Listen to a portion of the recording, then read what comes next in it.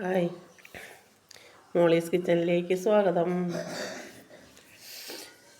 അപ്പം നിങ്ങൾക്കെല്ലാം ഓണമൊക്കെ വന്ന് കാണും എന്ന് വിചാരിക്കുന്നു. ഇന്ന് മൂലമായല്ലേ? മൂലം, നാളെ പൂരാടം, മറ്റന്നാൾ ഉത്രാടം, തിരുവോണം. ഇനി ഓണത്തിന്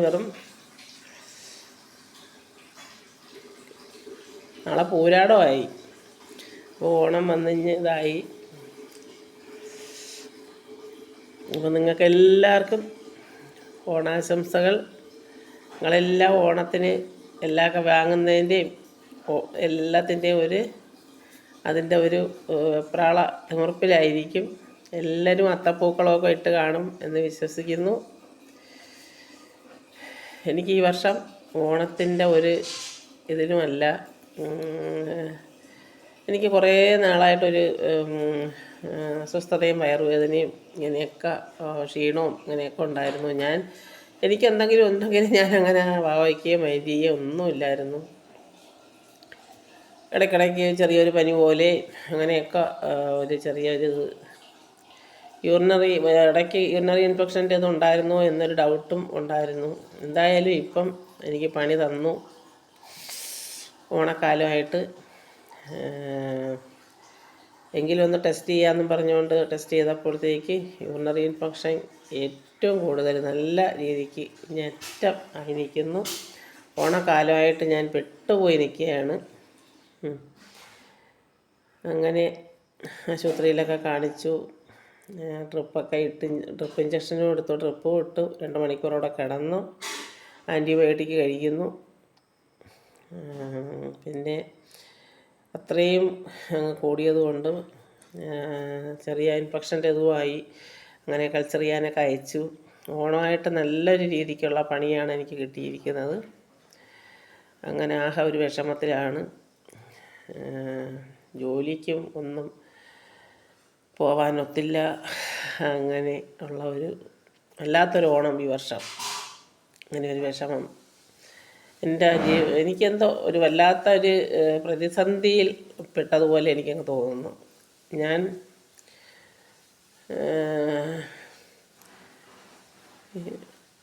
കഴിഞ്ഞ വർഷം അമ്മ മരിച്ചത് കൊണ്ട് ഓണം ഇല്ലായിരുന്നു. അങ്ങനെ വെളിയിലോ അല്ലെങ്കിലും നമ്മൾ വീട്ടിൽ ഇരിക്കുമ്പോൾ പിന്നെ നമുക്ക് ഇങ്ങോട്ടും പോകണമെന്നോ അങ്ങനെ ഒന്നും തോന്നില്ല. ഇപ്പോഴങ്ങനെ എങ്ങോട്ടും പോണതിൻ്റെ വെളിയിലോട്ട് നമുക്ക് കൂടുതലും മറ്റേതെന്ന് പറഞ്ഞാൽ നമ്മൾ കളക്ഷൻ ഏജൻ്റായിട്ട് വർക്ക് ചെയ്യുമ്പോഴത്തേക്ക് നേരം വിളക്കുമ്പോൾ നമ്മൾ കളക്ഷൻ്റെ ഇതിലങ്ങനെ നേരം വിളക്കുമ്പോൾ പോകുമായിരുന്നു. 10-13 വർഷം അതിൻ്റെ പിന്നെ കടയിലെ ഇതായി. അത് കഴിഞ്ഞിപ്പോൾ 2 വർഷമായി കടയൊക്കെ നിർത്തി. വീട് പണി തുടങ്ങിയപ്പോഴേ കട നിർത്തി. വീട്ടിലെ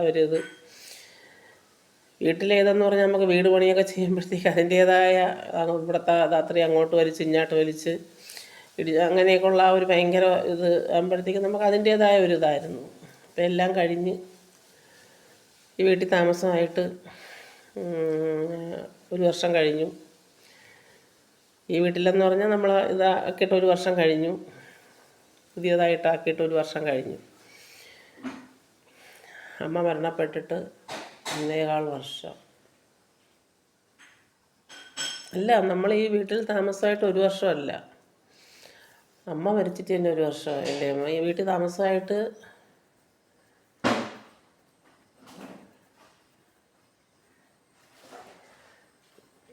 1.5 വർഷം കഴിഞ്ഞു.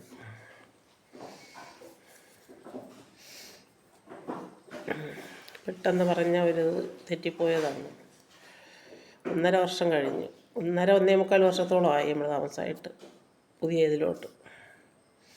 പുതിയതാക്കിയതിന് ശേഷം 1.5 വർഷം 1.25 വർഷത്തോളമായി. അപ്പോൾ ഇതിലോട്ടായിട്ട് നമുക്കൊരു നല്ല രീതിക്കുള്ളൊരു ഓണം കൊള്ളാനായിട്ട് കഴിഞ്ഞ പ്രാവശ്യം അമ്മയുടെ ഈ പ്രാവശ്യവും ഒന്നിനും മനസ്സും ഒന്നിനും ഇതല്ല. വയറുവേദന, ഭയങ്കര വയറുവേദനയാണ് ഏറ്റവും. അപ്പോൾ ഞാൻ ആലോചിക്കുന്നു, നമ്മളെ നമ്മളെ അമ്മൂന് ഇതിൻ്റെ ഇൻഫെക്ഷൻ്റെ ഇതിൻ്റെ ഇത് പറഞ്ഞത് ഓയാക്കുന്നത്. എനിക്ക് കൂടെ ഇടയ്ക്കിടയ്ക്ക് ഞാൻ വെള്ളം കൂടി കുറവാണ് എന്നുള്ളത് എനിക്ക് തന്നെ അറിയാം.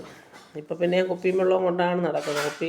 എന്നാലും ഞാൻ അല്ലെങ്കിലും കുപ്പിയും വെള്ളവും എപ്പോഴും കിടക്കുമ്പോഴായാലും അവിടെ അടുത്ത് കാണും. എനിക്ക് തൈറോയിഡുണ്ട്.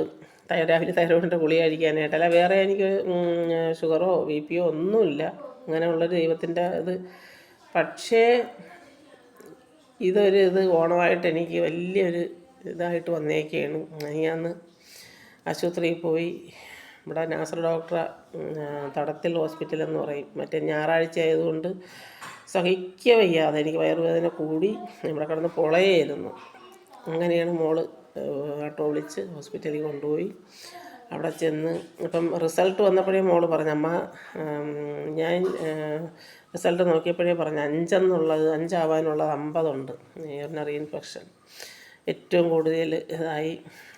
ആശുപത്രിയിൽ പോയി കാണിക്കാമെന്ന് പറഞ്ഞപ്പം നമുക്ക് തൊട്ട് താഴത്തെ ഒരു ഇതിൽ ഞാൻ എന്നിട്ടും വക വയ്ക്കാതെ കൊണ്ട് നടന്നു. എൻ്റെ അസുഖങ്ങളെല്ലാം ഞാൻ അങ്ങനെയാണ്. ഒരു ദിവസം അല്ലെങ്കിൽ പോയി ഒന്ന് കാണിക്കും, പിന്നെ പോവില്ല. എല്ലാം ഇങ്ങനെ തന്നെയാണ്. വക വയ്ക്കാറേ ഇല്ല. ഒരു ദിവസം പോയി മരുന്ന് കഴിച്ചിട്ട് പിന്നെ ഒന്നും ശ്രദ്ധിക്കില്ല. ആരോഗ്യം ശ്രദ്ധിക്കാത്തത് കൊണ്ടാണ് നമ്മുടെ ഇതെല്ലാം. ഞാൻ ബാക്കി എല്ലാവർക്കും ഉള്ളതും ശ്രദ്ധിക്കും, പക്ഷേ എൻ്റെ ആരോഗ്യം ഞാൻ ശ്രദ്ധിക്കാറില്ല. അങ്ങനെ ആശുപത്രിയിൽ ചെന്നപ്പം ഡോക്ടർ ഇതാക്കി. അങ്ങനെ അവിടെ കിടന്നു. ആട്ടോ ഇഞ്ഞ് പറഞ്ഞു വിട്ടു. ആദ്യം ട്രിപ്പ് ഇഞ്ചക്ഷൻ, ഏറ്റവും കൂടിയ ഒരു ഇഞ്ചക്ഷനാണ് എടുത്തത് ട്രിപ്പിൻ്റെ. അത് കഴിഞ്ഞതിന് ശേഷം ട്രിപ്പ് ഇട്ടു. 2 മണിക്കൂറൂടെ കിടന്ന് പിന്നെ അതൊക്കെ കഴിഞ്ഞിട്ടാണ് പിന്നെ മരുന്നൊക്കെ എടുത്ത് ആൻറ്റിബയോട്ടിക്കൊക്കെ മേടിച്ച് പഴമൊക്കെ മേടിച്ചുകൊണ്ട് നമ്മൾ വയറ് തണുക്കാൻ വേണ്ടി എന്തെങ്കിലും എന്തോ എനിക്കറിയില്ല, മൊത്തത്തിൽ ഒരു വല്ലാത്തൊരു അവസ്ഥയിൽ കൂടിയാണ് കടന്നു പോകുന്നത്. ഓരോ മനുഷ്യൻ്റെയും എന്തോ ഒരു എന്താണെന്ന് പറഞ്ഞ് ഇതാക്കാനുള്ളൊരു അതല്ല. അതുപോലെ തന്നെ കിടന്ന് ഇഞ്ചക്ഷൻ വയ്ക്കണമെന്നാണ് പറഞ്ഞത്. കിടന്ന് ആൻറ്റിബയോട്ടിക്ക് ഗുളിക എടുക്കണേക്കാളും കിടന്ന് ഇഞ്ചക്ഷൻ എടുത്താലേ മാറൂ എന്നാണ് പറഞ്ഞത്. പിന്നെ ഗുളിക കഴിച്ച് നോക്കാൻ പറഞ്ഞു. അങ്ങനെ ആൻറ്റിബയോട്ടിക്ക് കഴിക്കുകയാണ്. കഴിച്ച് എത്രത്തോളം ഇതാവുമെന്ന് അറിയത്തില്ല.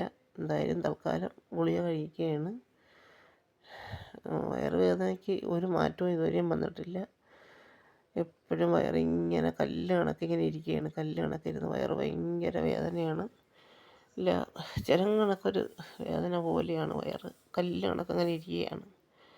വല്ലാത്തൊരവസ്ഥ. എൻ്റെ ജീവിതത്തിൽ ഇതുവരെ എനിക്ക് ഇത്രയും എനിക്ക് ഇന്നു വരെയും വന്നിട്ടില്ല. അപ്പോൾ എനിക്ക് ഇടയ്ക്കിടയ്ക്കൊരു പനീര കോള് പോലെയൊക്കെ വരുമായിരുന്നു. അപ്പോൾ അപ്പോഴെല്ലാം ഈ മൂത്രത്തിൽ പഴുപ്പിൻ്റെ ഇത് ഉണ്ടായിരുന്നു. അപ്പം നിങ്ങളെല്ലാം ശ്രദ്ധിക്കുക. വയറുവേദനയും ഇൻഫെക്ഷൻ്റെ ഇതുപോലെ തോന്നുന്നുവെങ്കിൽ നിങ്ങളെല്ലാം ശ്രദ്ധിക്കണം. ശ്രദ്ധിക്കാതിരിക്കരുത്. ഓരോ അനുഭവങ്ങൾ വരുമ്പോൾ നിങ്ങൾക്ക് കൂടി ഞാൻ പറഞ്ഞു തന്നതാണ്. ഇന്നത്തെ ബ്രേക്ക്ഫാസ്റ്റ് കണ്ടോ, അരിയും ഉഴുന്നും കൂരവും കൂടി അരച്ച് സൂപ്പർ. ഞാൻ ദോശ ചുട്ടുകൊണ്ട് നിൽക്കുകയായിരുന്നു. നിങ്ങളെ ഒന്ന് കാണിക്കാൻ വേണ്ടി ചുടുകയാണ്. ദോശ ചുട്ടു.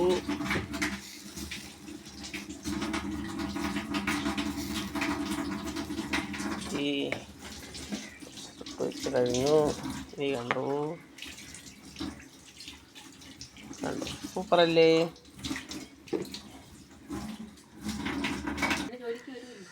ഈ ചമ്മന്തി റെഡി ദോശയ്ക്ക്.